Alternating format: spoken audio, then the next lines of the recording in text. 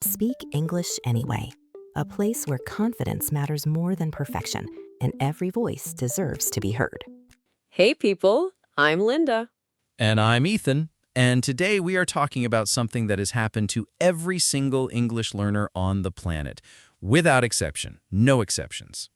Every single one of us has a story, usually more than one story. Usually significantly more than one. We are talking about the moment when you say something in English, you are feeling good, you are communicating, you are brave, and then someone, a native speaker, a more advanced learner, a colleague, a stranger, anyone, looks at you and says, Oh, actually, it's pronounced, or that's not quite the right word, or we don't really say it that way, or my personal favorite, oh no, what is your personal favorite? the face. You know the face. You say something and the other person does not say anything, they just make a very small face, a tiny, almost imperceptible face that says, "That was wrong, but I am too polite to tell you directly." The polite face of secondhand embarrassment. The most devastating face in the English learner experience, because at least when someone corrects you out loud, you know what went wrong. The face leaves you guessing. Was it the grammar, the word, the pronunciation, all three? All three simultaneously? Quite possible, quite possible. Okay, so today we want to talk about criticism of your English, the corrections, the comments, the faces, how to handle them, why some of them are actually gifts, and why some of them you are allowed to just completely ignore. Allowed. We are giving permission today. Full permission. Okay, Ethan, worst correction story. Go. Okay, so I was in a professional meeting, fairly important meeting. I was presenting something, and I used the word actually in a way that I was very confident about. I had heard it many times. I was sure I understood it. Confident. The confidence makes it worse somehow. The confidence absolutely makes it worse. So I said something like, actually, this is not a good solution, meaning, in fact, in reality. And a very helpful colleague immediately stopped the meeting to explain that in that context, actually sounded like I was contradicting someone aggressively. Oh no. In front of 7 people, who were all now looking at me while my colleague explained the nuances of the word actually for approximately 90 seconds. 90 seconds of correction in front of 7 people? That is a long time. It felt like 17 minutes. And the worst part? My colleague was not being mean. They genuinely thought they were helping. The helpful correction, one of the most complicated types.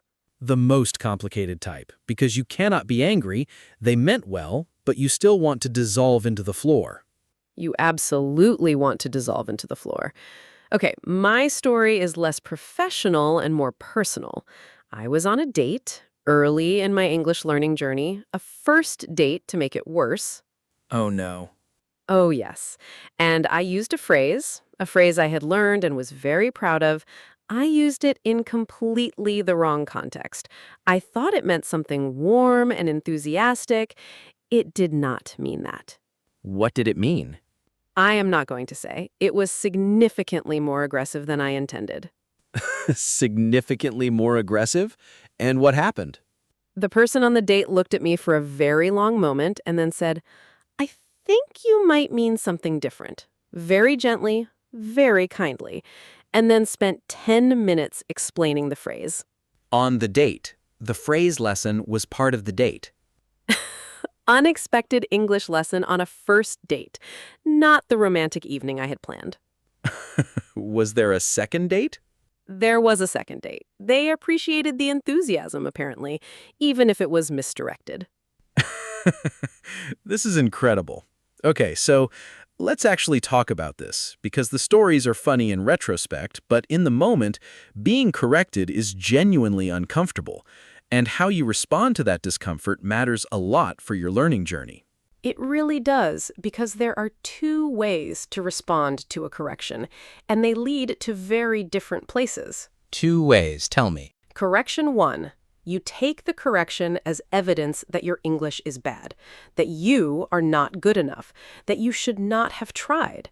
and you quietly decide to speak less, to be more careful, to take fewer risks, to stay smaller. The shrinking response, which we talked about in episode 4, the disappearing strategy. The disappearing strategy.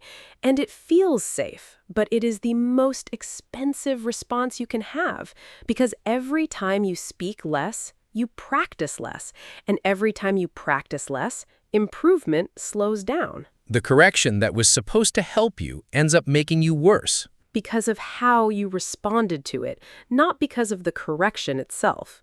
Response 2, you take the correction as information, neutral information, a data point. This word does not work here. This pronunciation is not right. This phrase means something different. Noted. Moving on. Information, not verdict. Information, not verdict. And this sounds simple, but it is actually a significant mental shift because our brains are wired to hear criticism of our language as criticism of us, as people, as intelligence, as worth. Which makes complete sense. Language is personal. Language is how you express your thoughts, your personality, your humor, your emotion. When someone says your English is wrong, it can feel like they are saying something is wrong with you. And that feeling is understandable, but it is also not accurate. A wrong word is a wrong word. It says nothing about you as a person. It says only that you have not learned that specific thing yet. Not yet. There's that word again. Always that word. Not yet.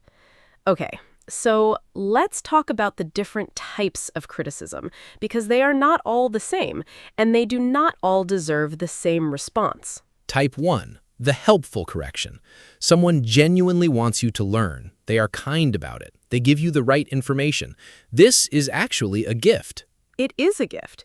Even if it feels uncomfortable, even if the timing is terrible, even if you wish they had waited until after the meeting, this person just saved you from making the same mistake in a context where it really matters. So the correct response is thank them, genuinely. Thank you, I did not know that. And mean it, because you now know something you did not know before. You are better than you were 5 minutes ago. You are better than you were 5 minutes ago. Type 2, the unsolicited correction. You were not asking to be corrected. You were having a conversation. You were not looking for a lesson, and someone interrupted the flow to fix your grammar. The grammar police, who arrive without being called and stay longer than necessary. The grammar police. And this one is more complicated because the correction might be technically accurate, but the timing, the delivery, the lack of invitation, all of that changes how it lands. And here's what I want to say about the grammar police. You are allowed to continue the conversation without engaging with the correction. You can say, and keep going. You are not required to stop and have a grammar lesson in the middle of a social moment. You are absolutely not required. The conversation is what matters. The grammar can wait. The grammar can wait. Type 3, the unkind correction. Someone makes you feel small for not knowing something. They mock. They repeat your mistake in a way that invites others to laugh. They use the correction to feel superior rather than to help. And this one you're allowed to ignore completely. You owe this person nothing. Nothing. Zero engagement, zero space in your mind. Their correction is not about helping you. It's about them. And people who use your learning journey to feel better about themselves do not deserve the rent you would pay by thinking about them afterwards. Do not pay that rent. Not 1 minute of it. Not 1 minute. Okay, so how do you build the kind of resilience where corrections, the helpful ones, actually help you instead of shutting you down? A few ways. First, normalize being corrected. Expect it. Go into English interactions knowing that at some point, something will be off. And that is completely fine. That is the whole deal of learning a language. It is literally the deal. You are learning. Learning involves being wrong. Being wrong involves being corrected. It is the natural cycle of growth. The natural cycle. Second, Collect your corrections. Write them down. Not to make yourself feel bad, but because a correction you write down is a correction you remember. And a correction you remember is a mistake you do not make again. A mistake you do not make again. Your collection of corrections is actually a record of everything you have learned the hard way, which is often the way things stick best. The hard way is sticky, unfortunately. Very sticky. Third, correct yourself out loud sometimes before someone else does it. If you say something and immediately realize it was wrong, say, "Wait, I mean," and correct it yourself. This does two things. It shows you are paying attention to the language, and it takes away the awkwardness of waiting for someone else to do it. You beat them to it. You correct yourself before the grammar police arrive. The preemptive self-correction. The grammar police arrive, and the crime has already been solved. Case closed. And fourth, remember that being correctable means you're in the game. The people who never get corrected in English are the people who never speak English. Every correction you receive is proof that you opened your mouth, that you tried, that you were in the conversation. That you were in the conversation, which is the whole point. You cannot learn a language from the sidelines. You have to be in the game. And being in the game means sometimes the referee calls a foul. Sometimes the referee calls a foul, but at least you're playing. At least you are playing. Okay, word tour time. First word, correction. A correction is the act of identifying and fixing an error, pointing out what was wrong and providing the right version. For example, I received a correction in the meeting and it was uncomfortable but useful. Or, not all corrections are the same. Some are gifts, some are just noise. Correction. Repeat, correction. Correction. Next, verdict. A verdict is a final judgment or decision, originally from law, where it means the jury's decision of guilty or not guilty. In everyday use, it means a final conclusion about something. For example, a correction is information, not a verdict on your intelligence. Or, don't let one mistake become a verdict on your entire English ability. Verdict. Repeat, verdict. Verdict. Next, unsolicited. Unsolicited means not asked for, given without being requested.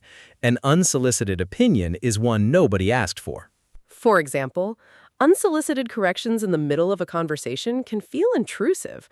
Or, there's a big difference between helpful feedback and unsolicited grammar policing. Unsolicited. Repeat, unsolicited. Unsolicited. Next, resilience. Resilience means the ability to recover from difficulties, to bounce back from setbacks without being permanently damaged by them. For example, building resilience to criticism is one of the most valuable skills in language learning. Or, resilience doesn't mean corrections don't sting, it means they don't stop you. Resilience. Repeat, resilience. Resilience. Next, normalize. To normalize something means to make it feel normal, to accept it as a regular, expected part of experience, rather than something shocking or shameful. For example, normalize being corrected. It is part of learning, not proof of failure. Or, once you normalize mistakes, each one stops feeling like a catastrophe. Normalize. Repeat, normalize. Normalize. Next, preemptive. Preemptive means done before something happens in order to prevent it or get ahead of it, taking action in advance. For example, a preemptive self-correction shows you are aware and engaged with the language. Or, she made a preemptive correction before anyone else could point out the mistake. Preemptive. Repeat, preemptive. Preemptive. And last one, intrusive. Intrusive means entering a situation in an unwelcome or disruptive way, interrupting something that was going fine without permission. For example, a correction during a social moment can feel intrusive even when well-meaning. Or, grammar corrections are most welcome when they are invited, not intrusive. Intrusive. Repeat, intrusive. Intrusive. Okay, 3 actions for this week. 3 things. Let's go. Action 1. This week, if you receive any correction in English, write it down. 1 sentence. What you said, what was wrong, what the correct version is. That is your correction collection entry number 1, or number 101. No judgment. Action 2. Practice the preemptive self-correction. This week, whenever you say something in English and immediately realize it was off, correct yourself out loud before anyone else does. Wait, I mean, just that. Own the correction. Beat the grammar police. Beat the grammar police. Action 3. Think of one correction you have received in the past that stung, one that you still think about, and reframe it, not as a verdict on your English, as information, as one data point on a very long learning journey. Write the reframe down if it helps. Write the reframe down, because sometimes we need to see it outside our heads to believe it. Quick recap. Big idea 1. Being corrected is part of being in the game. If you are getting corrected, it means you are speaking, and speaking is the whole point. Big idea 2. There are 3 types of corrections: helpful, unsolicited, and unkind. Helpful ones are gifts. Unsolicited ones you can keep moving through. Unkind ones get 0 of your mental rent. 0 rent. Big idea 3. Corrections are information, not verdicts. A wrong word says nothing about you as a person. It says only that you have not learned that specific thing yet. Not yet. Big idea 4. Collect your corrections. They're a record of everything you learned the hard way. And the hard way sticks. Sticks beautifully. And big idea 5. Normalize being corrected. Expect it. It is the natural cycle of growth. You speak, something is off, you learn, you speak better. That's the whole deal. That is literally the whole deal. And if you're being corrected regularly, congratulations. It means you're speaking regularly, which means you're doing exactly what you should be doing. Exactly what you should be doing. Okay, question for the comments. What is the most memorable correction you have ever received? Funny? Painful? Both? Tell us. Tell us everything. We're here for it. Take care of your English. And take care of your heart. This is Linda. And this is Ethan. You've been listening to Speak English Anyway. Bye, everyone. Bye. And remember, the grammar police cannot stop you if you're already moving.